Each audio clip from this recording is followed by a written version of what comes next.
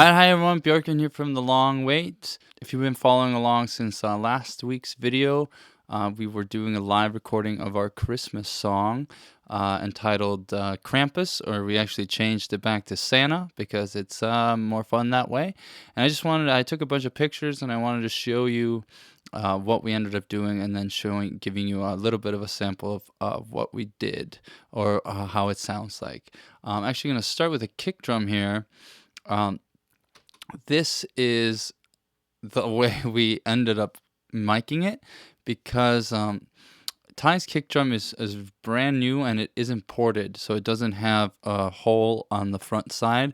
So when you mic it from the front, you just get all boom and no snap of the beaters, so it's really hard for it to cut through in any way. And I'll let you hear that right here. So this is the mic in front of the kick drum.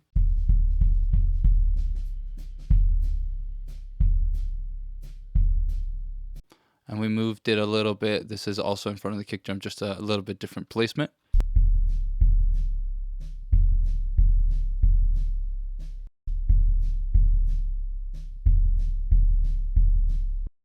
And then at the end, because we thought that was more or less just all boom, we moved it in front, and this is how it ended up sounding.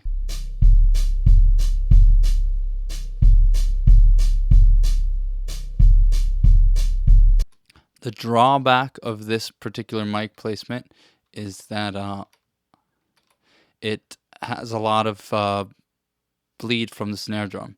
In hindsight being 2020, I should have mic'd it from the other side and tried to use the microphone polar pattern to maybe reduce some of the snare sound. But in the mix, it's not coming out super bad. It's actually sounding pretty good, and it needs a little finesse in the EQ department there, but it's going pretty well. So for the snare, we actually we started experimenting, and we ended up with another weird position on the snare, but that's the part of the game, is playing around with mic positions until you find something that's interesting or different or cool or whatnot.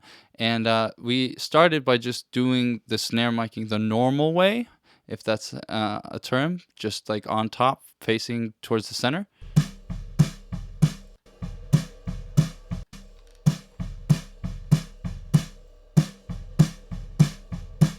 So pretty simple, pretty basic, but we thought we'd try something new, and so we ended up, I think the various tests, that's a good thing I actually labeled all these so we can see it.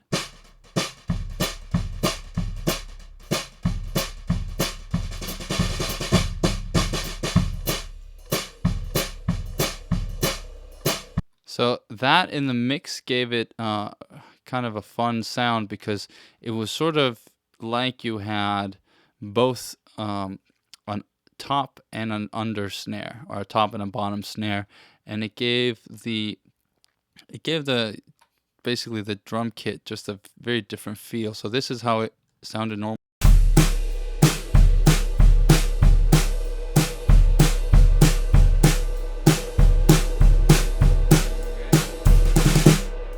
And this is what it ended up like.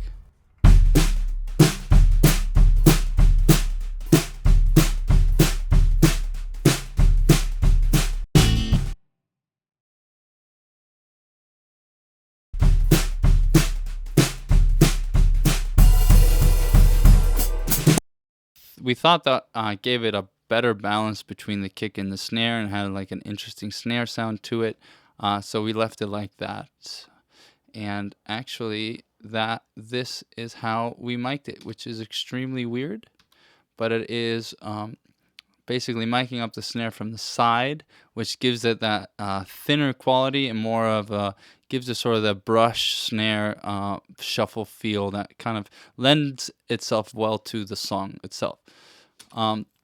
Moving on, we did the overheads in a recorder man position. Here it is. You can hardly see this one because it is because of just the camera and the black panel there. That sounded pretty good to us.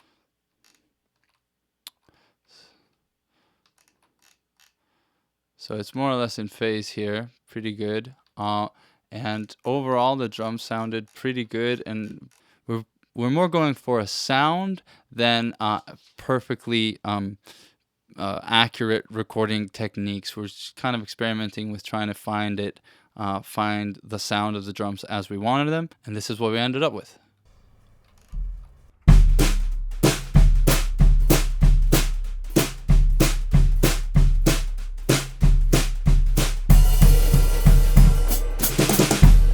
So that's a pretty nice little recording there. And then we were going to do the vocals live, but we ended up scrapping that idea and doing overdubbed vocals just because it would allow us more flexibility in the vocals. But that's the reflection filter where we put Liz behind, and then ended up not using that. But that's basically where we recorded the vocals anyway. And then this is my guitar amp, and I played an acoustic guitar through it. And as much as I like the guitar sound I get live, it just wasn't cutting it on the record. So I re-recorded the acoustic guitar with 2 microphones in an XY stereo pattern. So it just simply sounds better. I'll show you that in a little bit. And then this is the amp that was the electric guitar amp. That's a Neumann TLM 102, and just sort of a little bit off the like a foot from the cabinet or the amp, more or less straight on the cone. And that's our bear that John brought over, and this is John from Screwing Around. And then I recorded mandolin, and I just used a large diaphragm condenser. I was about basically was the same length away from the microphone as the length of the instrument. So I sort of measured the length of the instrument so that the microphone would capture everything of the instrument. And even though it might have given a little bit of room sound, it is very much a fairly treated room here, so it doesn't have extraneous reflections or anything like that, and it ended up sounding pretty good. So let's look into the session, the complete session, and I'll show you a few examples of what everything sounded like. So for the electric guitar, I just want to show you a little bit before and after here. This is we did a couple mic placement experiments, and we ended up using this one here. This was on the sweet spot, so that's right next to the dust cap and the cone.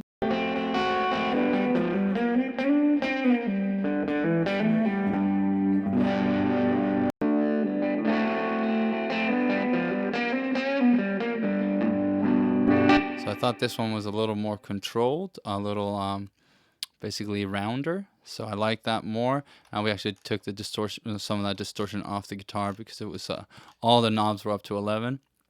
And then here's some acoustic guitar mic techniques, but it was kind of all for nothing because we didn't really end up using them all at all. But here's how they sound.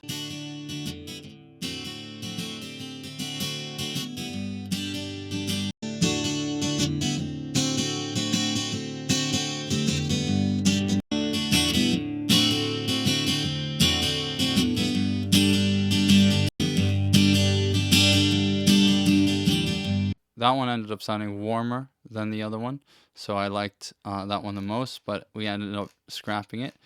But this is how, let's show you a few takes here of how everything sounds like. So here's everything together, completely unmixed, and just to give you a little bit of sample. Oh, I'm gonna take this off. Let's see, it is unmixed, right? Yeah. So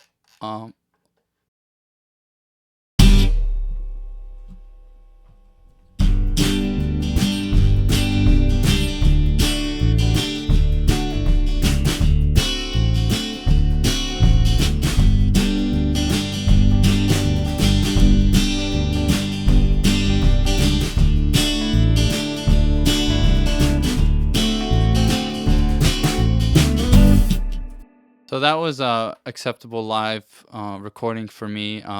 Plenty to work with to mix, and then we ended up overdubbing vocals to that, and we overdubbed mandolin to that, and the bass was DI'd. It sounds like that.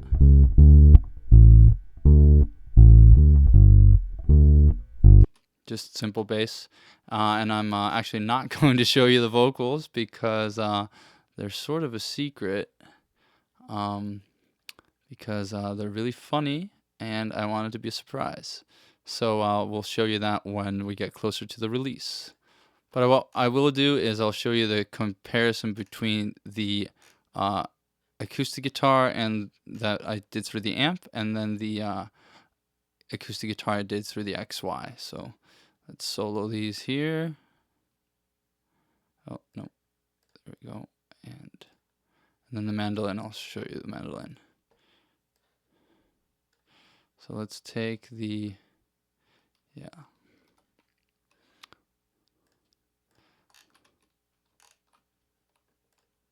This is how the acoustic guitar sounds. Actually has a little bit of processing on it here, but you'll be able to hear the difference between how, like, the kind of narrow tonal quality of this acoustic guitar compared to recording the actual acoustic guitar as an instrument and not through an amp.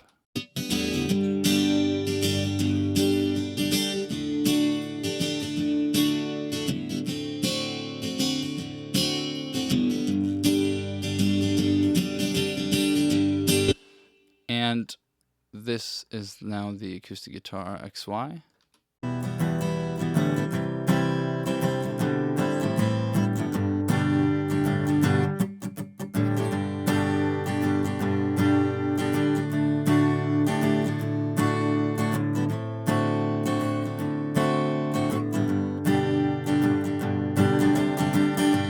So definitely sounds more like an actual acoustic guitar.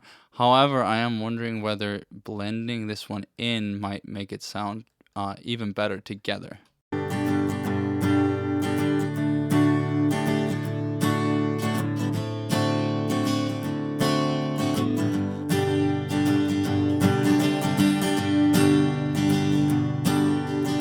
Yeah, so I might do that. And then adding in the mandolin here.